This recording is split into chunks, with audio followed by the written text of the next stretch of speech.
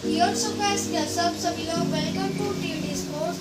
तो आज की इस वीडियो में हमारे पास गाइस एक कैरम बोर्ड है, तो हम लोग आज उसकी अनबॉक्सिंग करने वाले हैं। तो लेट्स स्टार्ट। तो गाइस मैं आपको इसकी प्राइस बता देता हूँ। पहले तो ये मैंने फ्लिपकार्ट से बाय किया है। इसकी प्राइस है 1280।